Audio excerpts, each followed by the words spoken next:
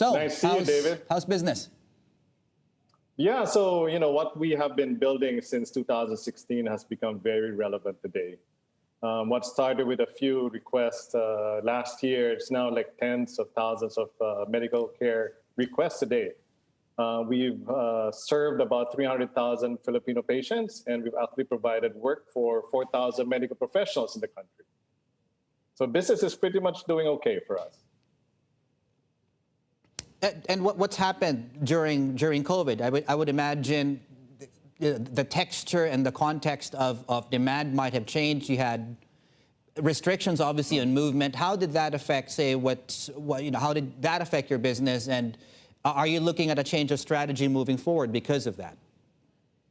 Yeah, so I guess, no one predicted this to happen for 2020. The pandemic pretty much forced the Filipinos to embrace technology. For us, we did pivot quickly. We launched the COVID testing at home.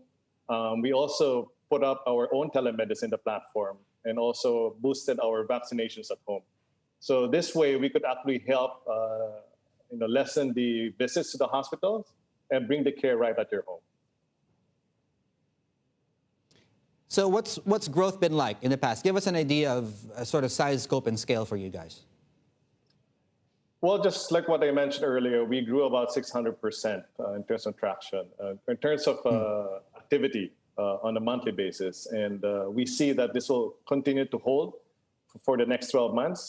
For us, this new normal pretty much is the new normal. I guess it's all completely distancing from yourself to the medical professional as well. So, we see a big change here. People will continuously adapt and use technology in getting healthcare, especially at home. Yeah, and I would imagine the situation where you are might be similar to many emerging markets. And, you look across at what's happened, and not even the richest and wealthiest countries with the most developed healthcare systems, no one had the perfect response to this. Now, as you look back at what's happened in the experience that you see in the Philippines, what do you think was the biggest gap that was exposed? And are there any opportunities there for guys like you? Well, definitely in the Philippines, there's a lot of, let's say, issues that we could solve. For Aide, it's really the access to healthcare.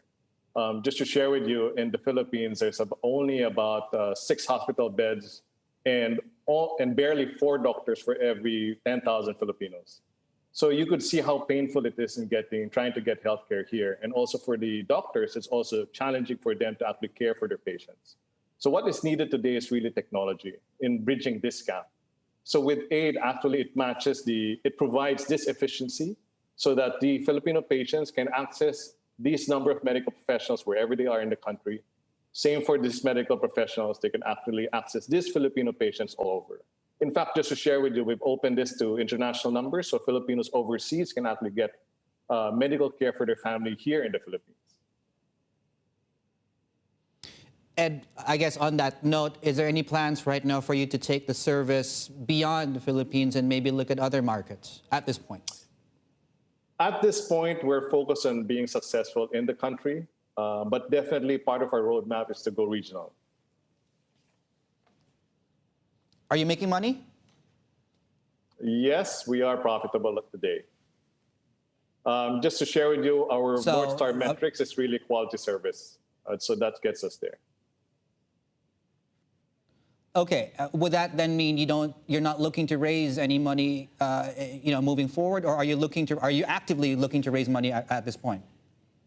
So even if we are profitable, we are still doing our funding rounds. So we are part of our roadmap is to actually invest on certain areas that will complement our services.